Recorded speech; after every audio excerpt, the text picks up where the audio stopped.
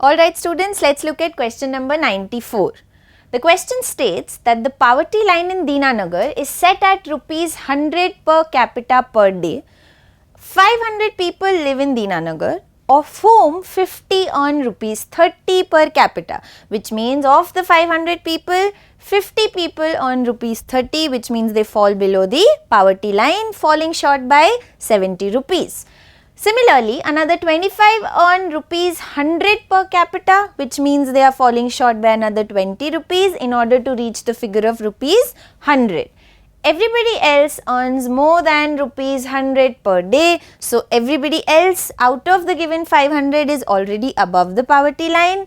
Now, the question asks, what is the minimum amount that the government of Dinanagar will have to spend to completely eradicate poverty? So, the government will have to put in rupees 70 here for the 50 people who are below poverty line and at least rupees 20 here for the 25 people who are below poverty line. So, when I calculate the amount here, 50 into 70 becomes 3500 and 25 into 20 becomes 500 rupees. So, in total the government will have to spend 3500 rupees here and 500 rupees here, which gives us the sum total of 4000 rupees. So, from the given 4 options we can easily see that option number 3 gives me the correct answer, that the government will have to spend at least 4000 rupees to completely eradicate poverty.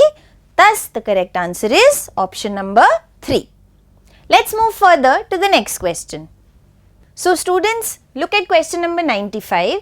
The local telephone company sells me a landline connection only if I purchase a handset from them as well.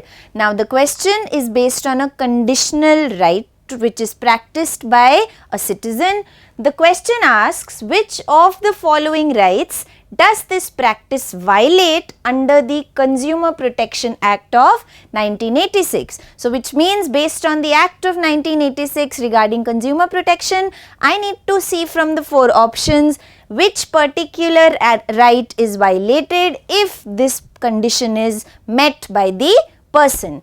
I can easily see that option 3 has to be the right answer, because right to choose gets violated when somebody puts a restriction that a company will only sell me connection if I purchase one from them. Therefore, the correct answer to this has to be option number 3, right to choose. Let's move further to the next question. Alright students, let's look at question number 96. It's a match the column based question. List 1 gives me types of unemployment and list 2 gives me their individual characteristics. So, when I match them based on the given options, I have to find the correct answer. Let's look at our different unemployment types and their individual characteristics. Now, on left hand side, I have the different kinds of unemployment: seasonal, frictional, disguised, structural and cyclical. All 5 of them have 5 different characteristics which are given to us on the right hand side. Let's match them individually. Seasonal type of unemployment is identified by option number 5, where job opportunities during certain months in the year. Similarly, frictional type of unemployment is identified by option number 3. It occurs when moving from one job to another. Disguised unemployment is where the actual contribution by the additional labours is nil. Therefore, C has to match with 4. Structural unemployment shows an absence of demand for a certain type of worker, which means option D has to be matched with 2. And cyclical therefore goes with 1, where it occurs during boom or recession in the economy. So, when I match them individually, I have option 1 giving me the right matching sequence. A matches with 5, B matches with 3, C matches with 4, D matches with 2 and E matches with 1. So, the correct answer to the question has to be answer number 1 as per the given types of unemployments. Let's move ahead to the next question. Alright students, let's look at question number 97. Suppose Indian farmers sell wheat at 50 per kg and the international price of wheat is 40 per kg, which means the Indian farmers are already selling the wheat at 10 rupee more as compared to the international price.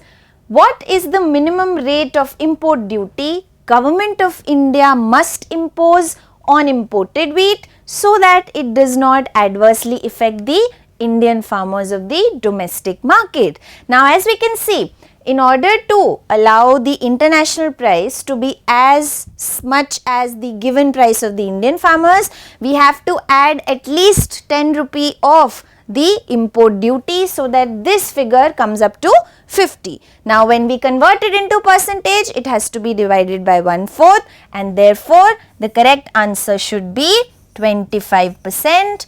A 25% of import duty will make the figure as much as rupee 50 and therefore, the Indian farmers will not be adversely affected. So, the correct answer is option 3.